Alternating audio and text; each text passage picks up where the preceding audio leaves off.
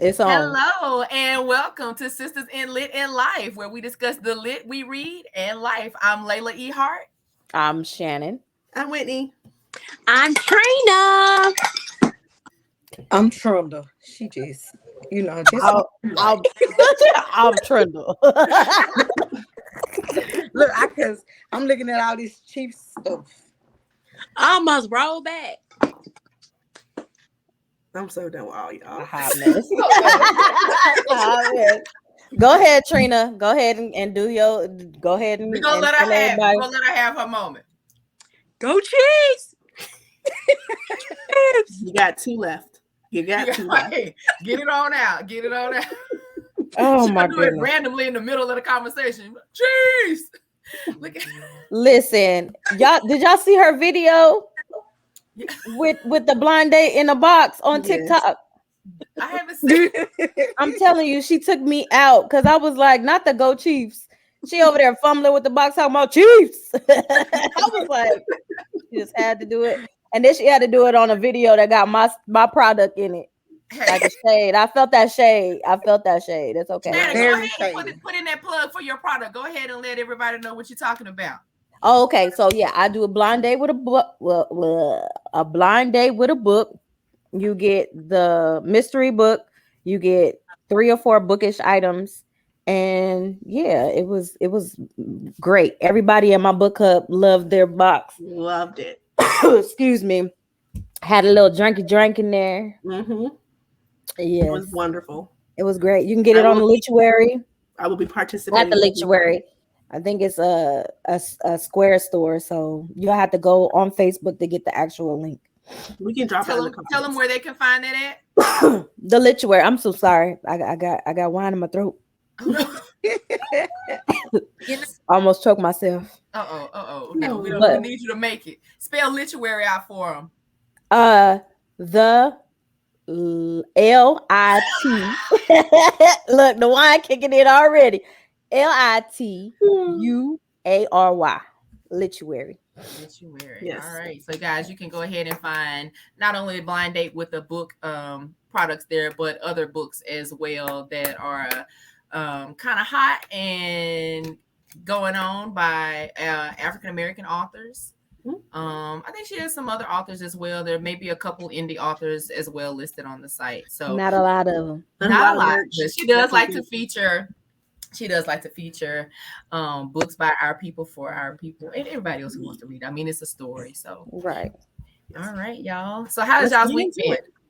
Girl, it's been going. Life been lifing. Life be lifing. That's like my new forever hashtag. Life has been ghetto as FUQ. You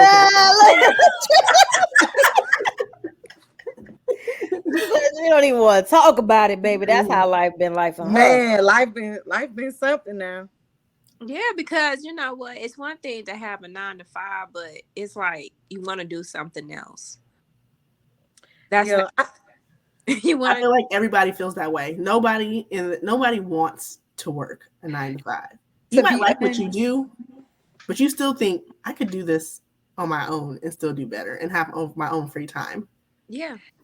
I kind of feel like everybody that's on this podcast right here, I think all our personalities are too big to work for anybody. And that's why I don't. Because I can't. Yeah. Supervisor today, because he was very disrespectful. He was like, I am the manager. I said, no, you ain't. You just a supervisor. And and then they want to label us as hostile, but you saying crazy stuff. And to me, especially if it's a Caucasian male, the way you try to handle us, this is not the plantation, boo. Like you can't handle me. No. First of all, look, now I can move 613 and we can go back to that office and me and you can go at it all day. And you won't send me home because we on 613 time, which I can cuss your ass out and call it a day. Send me home. I don't got my uniform on, so yeah. Right. Y'all don't know where I work at. Don't report me. Right. Yay. I'ma still deny it. Right. What they talking like, about? I don't have problems with my supervisor. It's just that I just kind of feel like a 9 to 5 is like a box. It just puts you in a box. It does. And then like I just feel like if I worked, like if I did something that I loved that didn't feel like a job, where I can get up, go to the gym, like take care of myself better as far as like health wise, mentally, my family. Yeah, because you be half-ass doing stuff when you have to work these 9 to 5s. You don't put your all into something that you don't really care about. Definitely. Exactly. Yeah. And I remember teaching, and that was my passion, but I couldn't always give 100% all the time. And then it was always so many factors, whether it was stuff going on with students, the administration on the school level, and then I had administration because I was also a special ed teacher. So I had special ed administration, and then I had the supervisors at like the school board. So it's like so many factors, and then there was so much pressure to, like, there is no way I could have be on a platform like this and teach in the district where I used to talk before my accident. They wanted to be your friend on social media, and I blocked them because they would show things like this one teacher had a business with her husband where they did boat tours, and she wore a bikini, like she advertised for their business.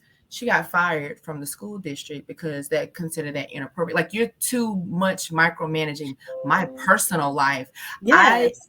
I said I would be a teacher, which means I'm going to give my all, and I'm going to give everything I have to these kids and be the best version of myself that I can be every day. But whenever I clock out, I wear a different hat. When I'm not here, I am not an educator. And there was so much stress. Like they were saying, don't let people take a picture of you if you're sitting at a bar with a beer. Why? Yeah. Why not? I'm grown. Why can't I live my life? I'm grown. And guess what? I paid for these degrees. So I didn't pay to have myself in a situation where I have a career and I can never have a social life. I can never do anything outside of this that doesn't fit in what you say the box is. So that was very stressful. Like, but very. I understand your point, but you got to understand theirs as well, because it's a whole lot of dumb motherfuckers out there that just do some stupid shit, and it's always got to be them to mess it up for the ones that don't do the stupid shit. Well, like, I ain't doing stupid shit, but I think stupid shit has nothing to do with if I want to go to if I'm at a party and I have a drink in my hand and somebody takes a picture of it, or if I have a business outside like that woman's business, like that's not stupid shit. That's just regular life. No, I understand that. And I'm pretty sure they understand that too. But just like everything else, it's hard to draw the line. You know what I'm saying? You could be over there drinking a drink and the person behind you can be smoking crack. Well, I don't think you should. I know it's public. No, I'm just saying, no, like for real, but they do that stuff though. You know how many teachers then got caught. But that's illegal. But that's the difference in doing something that's illegal. No, but see, I understand, but they make it's hard to draw the line where, you know, you could be over there drinking and then, you know, the next person be over there drinking and then got drunk and DUI. You know what I'm saying? So like it's hard to draw the line between the people that, you know. I think there shouldn't be a line. As far as that, I think that if you end up with a criminal record, there go the line right there. Like that draws a line within itself. Like you don't have a job no more. Exactly. Because if I'm not doing something illegal, but I'm doing something that's socially acceptable, and if I have a daiquiri and even if I'm at the table with my kids, because I can decide whether my kids can see me drink or not. That's my business and my kids. Like, you don't get to determine that. And that to me, that's too much pressure. I'm gonna tell you something else. They don't fucking pay enough. So let me ask you a question. When y'all sign y'all contracts, like when you was a teacher, did y'all have like clauses or anything inside? Absolutely not. Absolutely not. Because I tell you what, no teacher would have signed that. No teacher would have signed that and agreed to it, because that has nothing to do with the right to work. My contract had to do with my right to work, my days listed, the number of days I would perform, and the amount that I got paid. It literally was a regular 8.5 by 11 sheet of paper with it on there and what school I was assigned to and what my position was. That's it. Yeah, I think now too it's even more crazy because you have all the social media restrictions.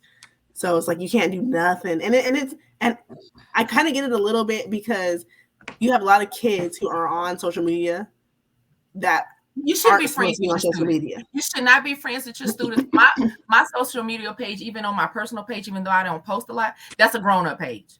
It's a grown-up page, and I don't want any kids on there anyway. That's just how I feel. And I definitely on my author page. Hell no, that ain't where you need to be at. You need to be somewhere reading something else, something educational related, and not what I'm writing. But I think that because there are parents who aren't monitoring, and then you want me to, I have to micromanage my page because the parents not doing what they're supposed to be doing. Or the kids are on the parents' page and they see, oh, Miss such and such had a trend. Look at that. Like, get you some beats. Yeah, I think I kind of see it from like both ways. Not as far as like the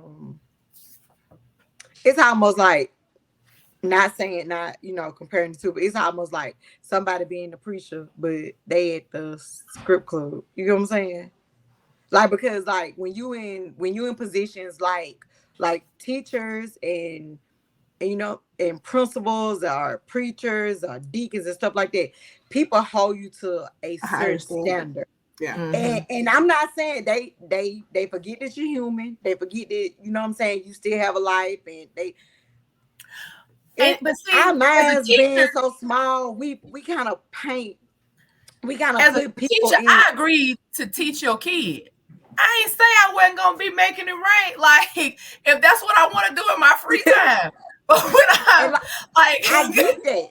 Your kid gonna know them ABCs and 1, 2, 3s. We gonna be on green on their devils by the end of the year. Like, we're gonna see the progress. But I think now, but as a pastor, hold on now. I do think if you're a pastor and you saying you told your Bible, don't be in a strip club, because that is a job where you're saying that God hold me to a higher level because God has chosen me to deliver his word and save the souls. I ain't trying to save souls. I'm trying to grow brains. That's all I was trying to do. Like I get what you're saying, but like what I'm saying, like, as people, human minds, like when you have like certain jobs, they hold you to a certain standard, and they feel like you're not human, and you gotta be perfect, and you can't make no mistakes. I mean, you can't do this. You that's like celebrities, and they can't separate it. A lot of I feel like a little bit too. You know what you sign up for a little bit when you take this job, because as a politician, you're not supposed to do crazy stuff. You're not supposed to. You're supposed to be an open book. You're supposed to be able to have a life where anyone could look at it and not find any dirt. Now that don't happen because right. We all know politicians, but it's one of those jobs where even as a doctor, you're held to a higher standard. You're not supposed to take a bunch of prescription painkillers and be all doing all this crazy stuff because you got to operate. Right. But I just think, No.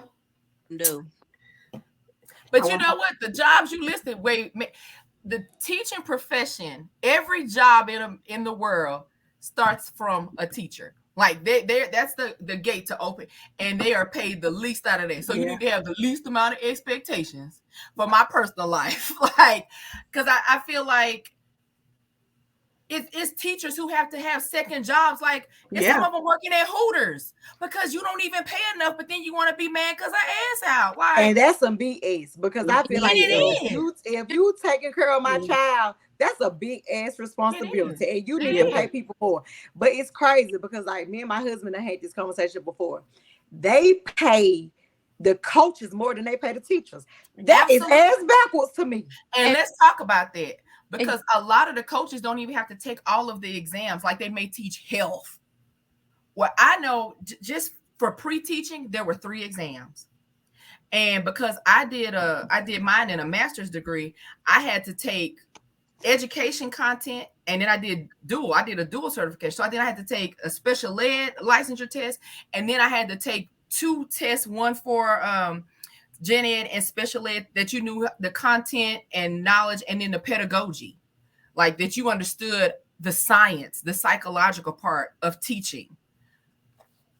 Coaches don't have to do all of that. And then it's like they get these passes, and then I'm gonna talk about coaches get bonuses. You're not in the classroom. Like, I got a student that's throwing a desk and a chair, and after I had my accident, I literally was back in school in a wheelchair, and I had a student who was throwing a desk. And because I was the teacher, even though I had a para, I had to stay in there. She would take the other students out, and I had to call for principals because I couldn't put them in a hole or anything, even when I could stand up. And at that point, I was just like, don't just look, ducking. That's what I was doing. And the kid literally was sharpening pencils.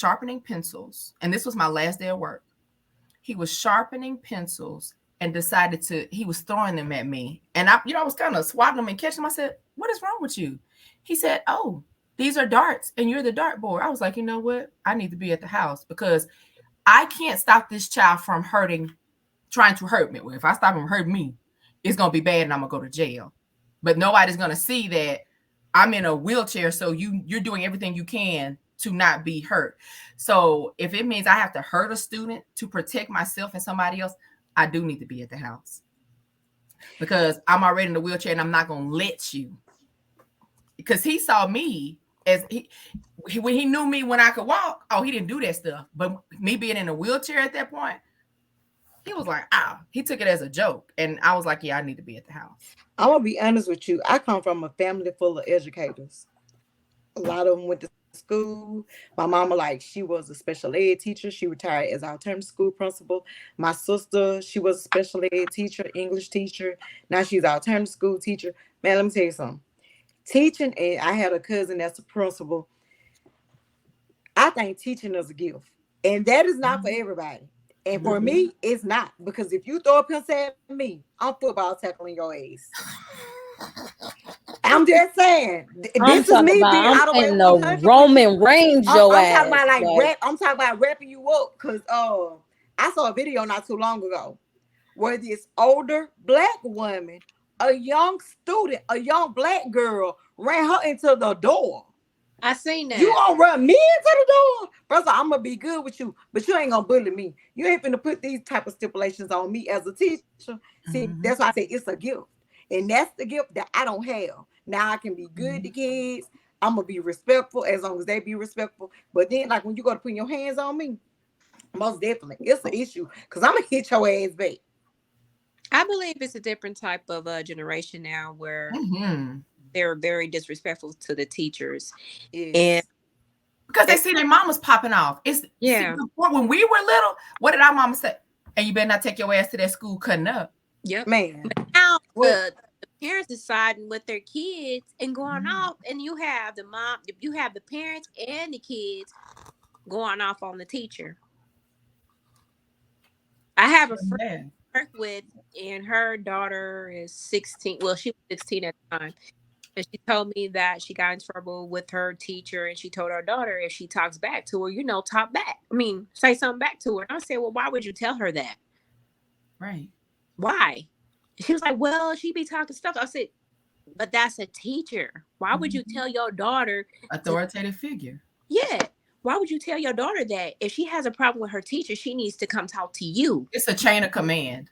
Yeah. And we're not teaching kids to stay in a child's place. And that's we're teaching them that and I get it. This generation, our voices matter. They absolutely do. Now take your voice to the right person and say what happens. At the end of the day, that's still an adult.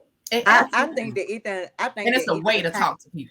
I think there was so much trauma done to the generation that's raising kids now from when our parents, I feel like there was just so much trauma, so much abuse that wasn't considered abuse, so many verbal, nonverbal, just a lot of mental things that happened that now we're trying to go through and break the cycle. And instead of breaking the cycle, we're creating a different cycle that is still not helpful.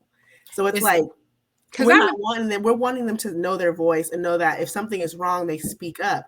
But we're not teaching them that there are ways to speak up. There are ways to still be respectful and still not even respect your elders, respect people in general, and still speak your mind and still get your point across without being told that you're just a child, you have no opinion, because that's not true. Because those are the kids that get abused. Those are the kids that go through things and be like, well, I'm not supposed to tell you anything because I'm a child. It's like, no, you say what you need to say, but you can still do it in a respectful manner to get your point across. And I think that there's a breakdown between these two generations.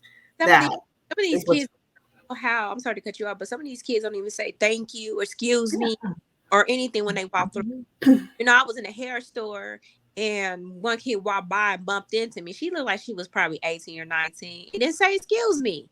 But I said, like, you know what? I'm not going to jail today. Right. And then, like, I think, like, the times have changed not only with the parents, but also with the teachers. Because, like, now, because think about, like, when we were in school, the teachers were older. And we all, in the parents and the teacher had the mindset where it takes a village to raise a child. Now, it's like you said, the parents and the child is against the teacher, and you know what I'm saying, and the parent and the child are against each other. Now, I had a situation a couple of years ago where, so in our house, even though I'm the adult, I'm not always right. You know what I'm saying? Absolutely. So like we have like this open policy, like where we need to talk. We might not agree on everything, but we have to talk, and we're gonna be respectful to each other. So one of my girls, she was in class, and again, you got to know your child. Like one of my boys got in trouble. I knew he did it when the principal called me. He did it. You know what I'm saying? He did it.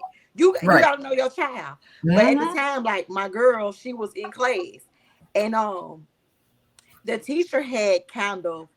I want to say like the teacher may have called the kids dumb. So my child made a comment and said that because she was a teacher, basically she should not have said that, right? So she get mad. Well, my daughter said it to another student. So she tell my girl, she called her name and said with the nappy poofs. So, okay, so you're a teacher. So you standing to a child in a room full of kids. Because then again, like we got to understand, you can't embarrass kids either because kids going to pop back. Yeah. So my girl, she don't put my girl out of class, but she didn't write her up. So my girl went inside in the office and went back to the class to ask her to get her write up. She said something else to my girl, and my girl called her bitch. Right? Well, she earned that. Right. Okay, so let me tell you. So I go pick my girl up from practice, and she's telling me about like what happened. So the first thing I said, tell me everything what happened and be honest with me. And then she told my girl, because my girl told her she was going to tell her mama. She told my girl, the bigger they are, the harder they fall. See what she tell my girl? Okay. Ooh. I go to the school. I talk to the principal. You know what I'm saying? She come up into me. So the same way you bully my girl, bully me. I'm gonna bully you. Bully me. And like I asked her, I was like, bro, because I think at the time she was like 13. I'm like, oh, so bro, like you really talking to a 13-year-old like this? Okay, now you see how big I am. How hard you think I'm gonna fall? Because this is gonna be Battle of the Titans. But you know what I'm saying? I had to let her know that. But I did talk to my girl, like, man, look, I know what she did, but man, you can't be disrespectful. You get what I'm saying? She's still an adult. But like you know what I'm saying? You can't be disrespectful. But then at the same time, I'm looking at this teacher like, bro, ain't no way you said this to you call this girl her nappy. Right. In a room full of kids. In the age where everybody wearing natural hair, and we black. It don't matter. It don't matter if you weren't wearing natural you hair. Get what I'm because saying? It's derogatory. So, it's derogatory. But you don't say this to her. But then you gonna act like a kid, and you don't expect her to respond back to you like a kid. I'd rather for you to put my kid out before you call my kid a name. Exactly. Absolutely. Exactly. You know what I'm saying? So like that was my problem with her. My problem with her was even if Tiaja would have said like what she said, like well, you know, like you're a teacher, you shouldn't be saying that to us. Even if she would have put my girl out for that, I would have told my girl you shouldn't say it. You right. but you shouldn't have said nothing. Right She's then. still a teacher, she's still an adult. Right. But then, like, when you go to embarrassing her, babe, what you want me to do? My hands tied. Because I'm her mom and I'm her protector. And I think, and it's not to defend teachers, I think because teachers feel like they don't have power, they don't have any control, they don't have any, you know, and I think those comments are ways for them to think that they're, you know, reining it back in. But these kids not playing with y'all. They're gonna say something back because of the culture. And so I think there needs to start being forums where students can voice their opinions about things and have actual banter with teachers who are basically, they're disrespecting them. When we grew up, first of all, a teacher never called me nappy headed. And when I was teaching, I wasn't cool with it because it was a Caucasian lady, and the student that she was referring to was a child that was mixed. And she said her mama never combs her hair. It's nappy. I said, you do realize I'm black, right? Like, that's not going to ever be okay with me. And we had to go to the principal, and it's like, it's not just about this student. It's about a black, all brown people or people who have hair that's not fine. It's not okay for you. Don't ever get to say that. Right. And I know you don't think I'm going to give you a high five because you did. I don't care if that kid hang off the walls and be acting a fool. Say something else.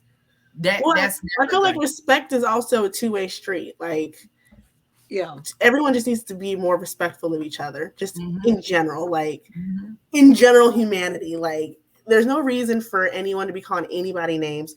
But I also think kids are taught by example. So it starts at the house. If you are cutting up all the time, your kids are going to cut up all the time. Yeah, we have pop-off kids. Like, let's just be honest. Like, the culture is pop-off. Like, we're going to, somebody say something we don't like, we're going to pop off. Yeah. And teachers, and that's another thing. Like, when you don't know the culture of the kids you're teaching, because they love to go and be captain.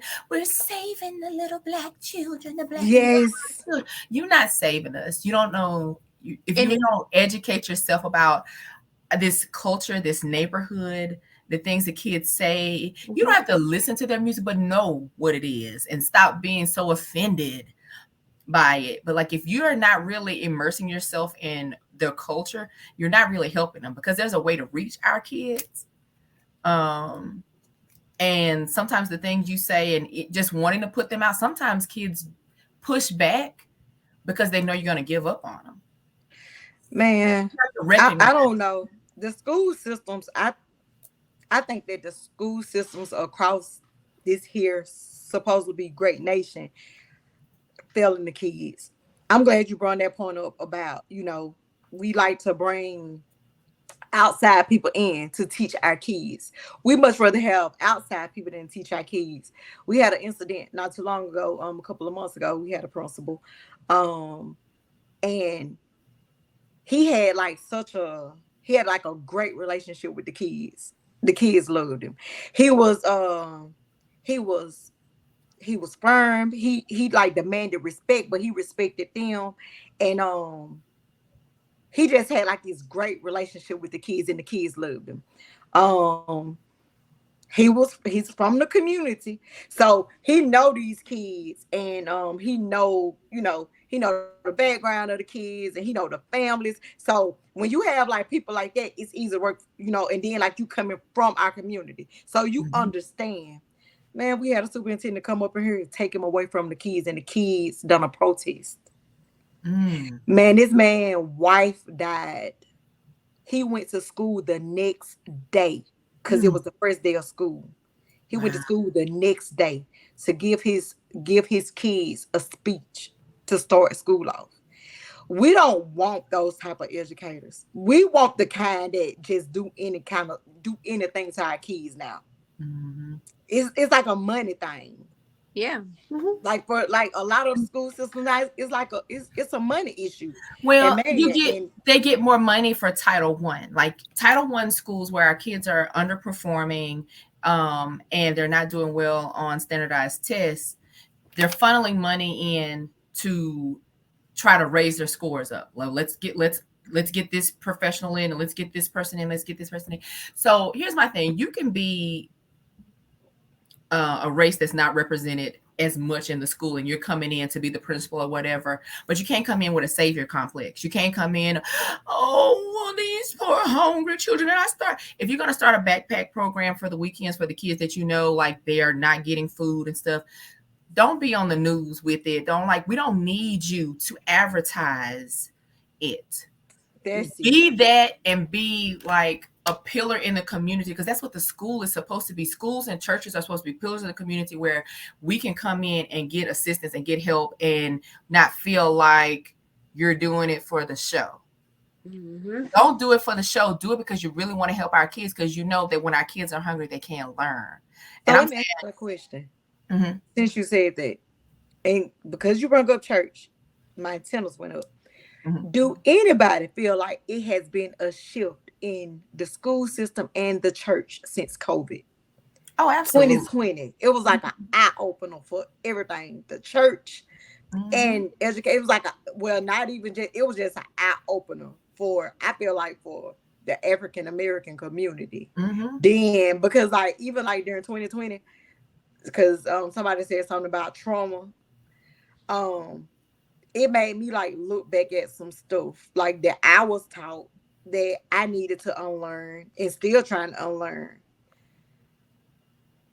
We fucked. We fucked it.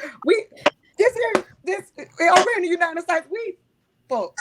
I don't know what else to say. So like we're gonna have to teach our kids. And it wasn't just that, it was also the election being like a part of this too. Like it just really it took first of all, COVID showed that we are not equipped in the education system to ever go just fully virtual, which was asinine with the amount of technology that we have. That was ridiculous.